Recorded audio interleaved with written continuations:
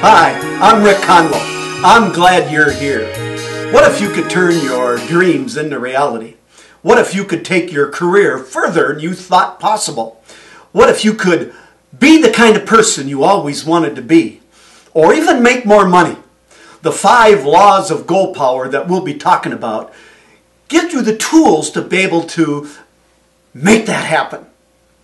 Now, if I took this quarter that I have in my pocket and I flipped it a bunch of times, I wonder what would happen. How many times would heads come up and would tails come up? If I did it 10 times, 50 times, 100 times, I think you'd agree with me that by chance, what will happen is about half the time we'll have heads and the other half the time we'll have tails.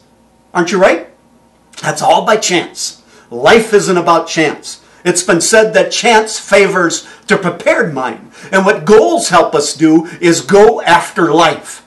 G-O, go, A after, and L, life. It helps us achieve things that we've only dreamed about. Now, you'll see as we get into this that more is possible, but I want to take a few minutes and just talk about what is success. If you look in the dictionary, success will say achievement of intention, or attainment of fame, wealth, and power. And synonyms are accomplishment, victory, triumph, the realization of something that you want, attainment.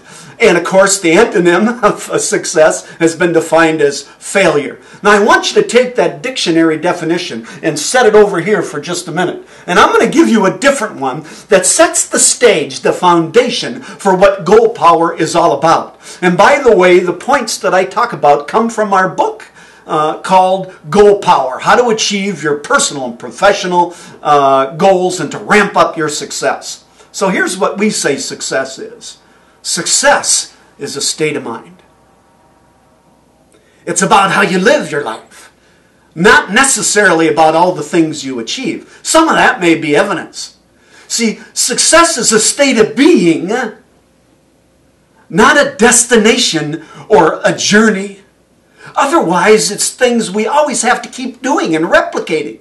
But if I say I am a success today, it gives me power.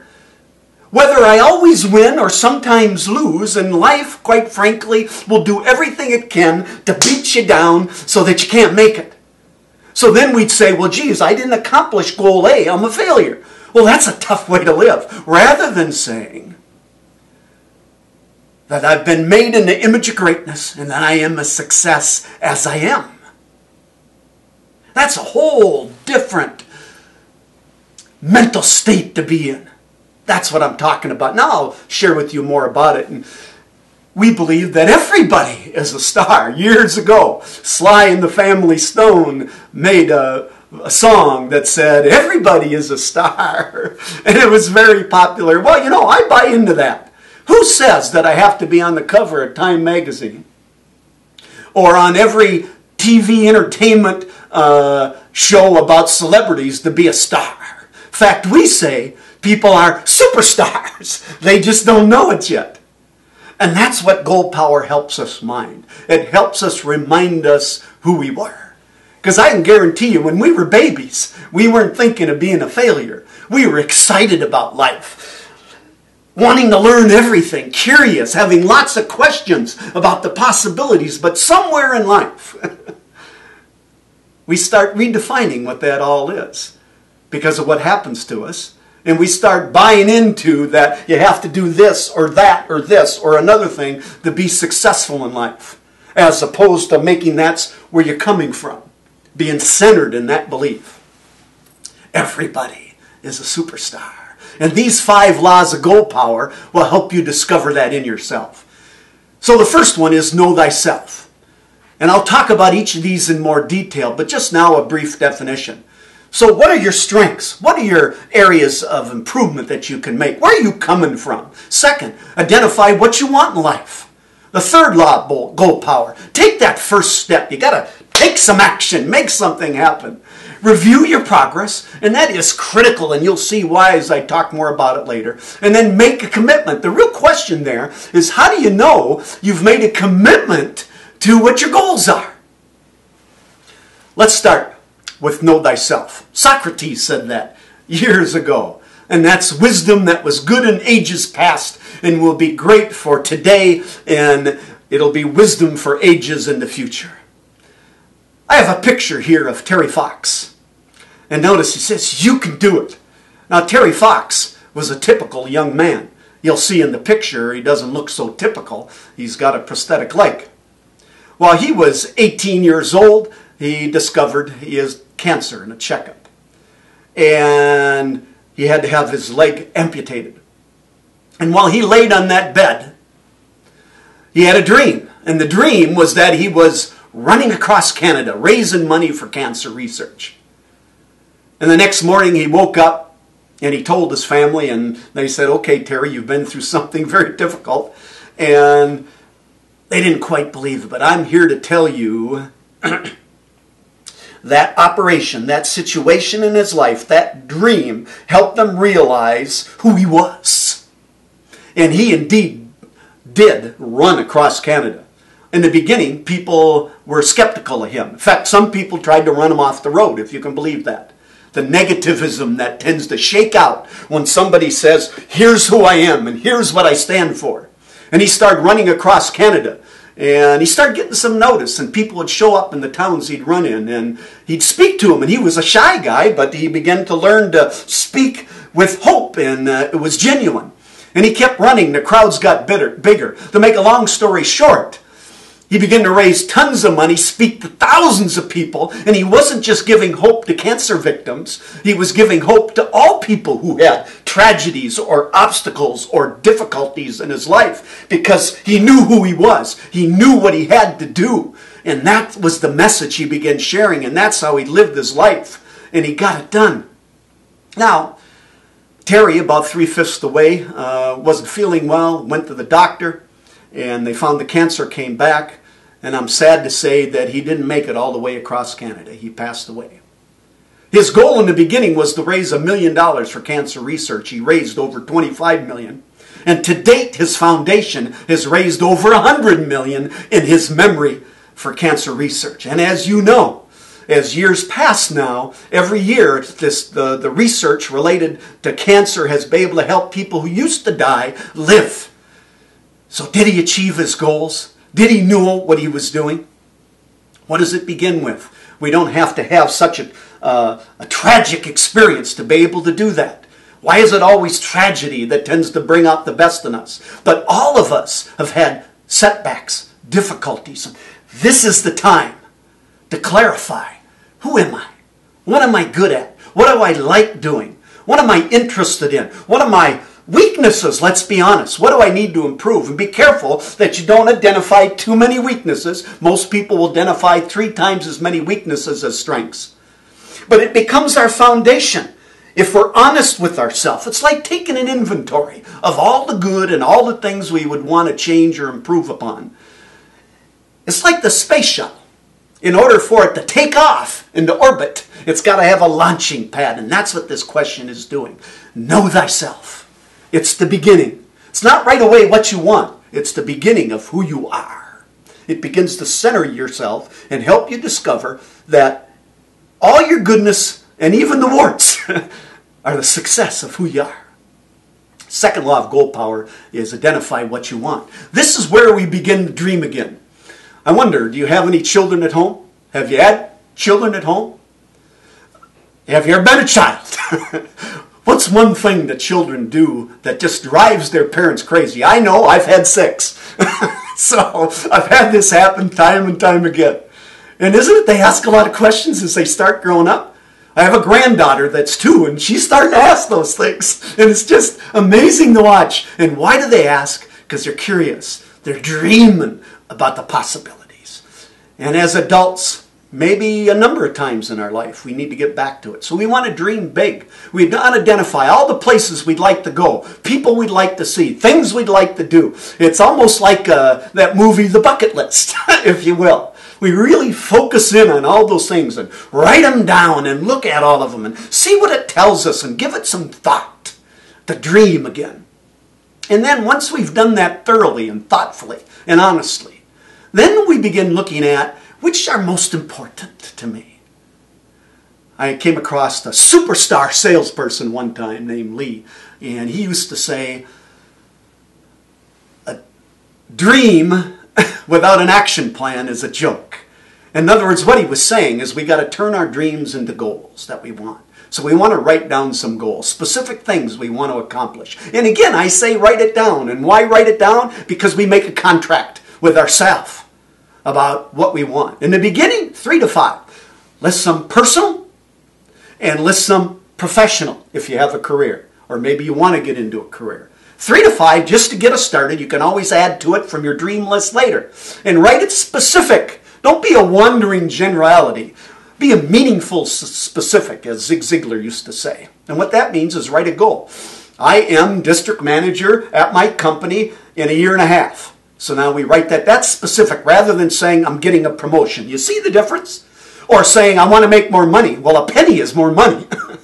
Rather than saying I'm making $40,000 a year now, I want to make $55,000 a year in the next 2 years. And so we write that down. That's what we're talking about. Identify what you want. Few people do that. I've seen some research that says less than 10% of people write their goals down, but when they do, they achieve more in their careers, they make more money.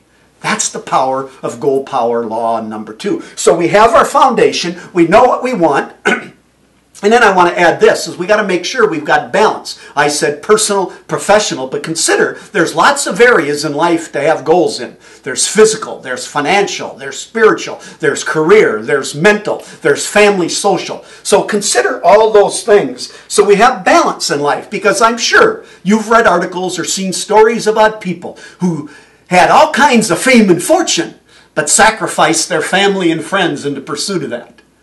Balance in life gives us a more worthwhile life that has a positive impact, not just for us, but other people that we interact with. GoalPower law number 3 is take the first step. There's action in moving forward. There was this elderly gentleman sitting in a rocking chair on his porch, and he was rocking back and forth, and he got thoughtful, and he got up from his chair, went into his house, into a closet he didn't use much, digged around in the closet and found this old chest. And he opened the chest, found a manila folder that was faded, opened it up. There was a yellow sheet of paper with, said, my lifetime goals on it. And he had indeed written some goals. And then as he read through them all, a tear came to his eyes because he realized he had missed it. He had written them down, but he put them in the folder and forgot about it all these years and never took action on them. That's what we're talking about. Now, notice here, I'm just saying take the first step. Why is that? Gives us momentum. See, the mind can't tell the difference between a little success and a big success. All it knows is that you accomplished something. So take the first step. Take some action. So that could be, protesting something that you believe in. Getting yourself in shape if you're into sport. Taking that leap forward. Trying that new activity. It could be running that race or doing like riding motorcycles. Something you never did before. I always got to bring up motorcycles. My wife and I did that. For years, we had family all around us riding motorcycles, and we never did. A number of years ago, we did it, and it's just added a tremendous amount of relaxation and joy to our life. But you got to take the first step. We had to take the motorcycle course. Then we had to get a bike, and then you're off and running from there. Wow, there's power in action. The great end of life is not knowledge, it's action. And then the fourth law. Oh, consider this. If you've been taking notes, great. If you haven't been, you might want to write this down. Review your progress. Law number 4. And why is that important? We've got to have times where we say, how am I doing on my goals? We need to check in. We need to review what's going on. What's working? What isn't working? What do I need to do differently or better? Notice those 3 questions. They're all constructive positively. A lot of times what we'll do is we'll get this negative noise in our head. Geez, I set this goal and I didn't do anything. What's the matter with me? I'm an idiot. I can't. I won't. I'm not capable. I'm no good. That doesn't help us at all, but review positively. What's working? What isn't? What can I do differently or better? Positive questions like that. You'll see this picture of Olympic athletes. And I want to tell you, they don't become Olympic athletes by chance. See, I said earlier, chance favors the prepared mind. They prepare 4 years, 10,000 hours of practice to be able to accomplish their dream of being an Olympic athlete, if not winning medals. They work at it time and time again. And guess what? They're getting feedback almost on a daily basis from their coach, from videotaping, and it tells them what they're doing right, what they need to improve. Now, we may not have that kind of deliberate feedback, but we need to give it to ourselves. And that's what this is all about. I can guarantee you that goal setting will work 100% of the time if you follow through on law number 4. Now, does that mean you're going to accomplish 100% of your goals? No. What it will mean is that you'll discover who you are. You'll learn what you need to learn. See, there is no failure if we learn to move forward. So we got to be able to take that time. How often should we do it? Well, it depends on how much you need to check up on yourself. It could be weekly, could be monthly. Doing a quick check, you can do it mentally, you can write it down, either way that works best for you. Put it in your computer, your smartphone, whatever works, as a way to help you be successful. Now, there's 2 books I want to comment on that support what I've said about review progress. Outliers by Malcolm Gladwell and Talent is Overrated by Jeff Colvin. And in both of those, they looked at people who were successful. And one of the things they found is that they were deliberate, persistent, if not relentless, in practicing for whatever they wanted to do. If they wanted to be a violinist, they just do it and work at it and improve on their strengths, minimize their weaknesses, and keep doing it, practicing and reviewing it all the time. That's the key to success. That's why this GoalPower law of number 4 is so powerful. It has the seeds in it to ensure that what you say you want becomes the reality you desire. And GoalPower law number 5. Simply make a commitment. How do you know if you've made a commitment? Well, have you taken time to know yourself? You didn't short-circuit it. You've kind of looked at who you are, your strengths, your areas. Where are you? What are you up to? So my father used to say to me, what are you up to? You know, as if there was no good. No, I was up to a lot of positive things. And we need to emphasize that. And then, have you identified what you want? Do you have your goals in writing? Do you have those? Are you clear on that? Are you taking action? Are you making an effort? Maybe it's not perfect action, but we can get better with that. And then, have you reviewed your progress regularly? That's how you know you made a commitment. You do those 4 things. It all goes together then. It all goes together. I have a picture here of a gentleman named Greg, and I call him a superstar leader. And the reason I do, and you see the picture, he's won some awards. He's on the left there. And the reason I mention him is that he wanted to be an excellent leader. He wanted to be the best in what he did. He attended the training. He got the coaching. He read the books. He engaged his people. And I had the honor to be able to go to an award seminar for him and share these trophies with him and his team. And as I did, I remember him saying, it's all about the people, Rick.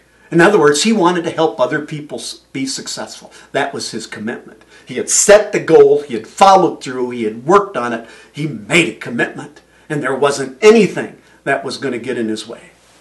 You can accomplish your dreams and goals as well.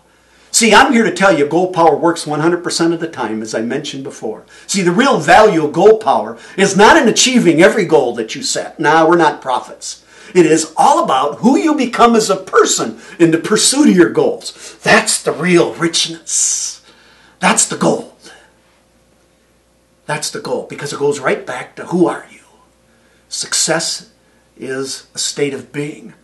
That's how you came into this world. That's how you are designed to live in this world. That's how you have goals achieved and results accomplished and to live the life you desire.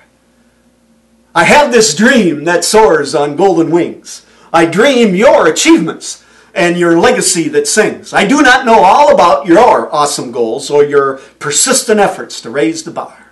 I only know that you can be the best, a superstar. Thank you for coming, and I wish you the best of success. Take care.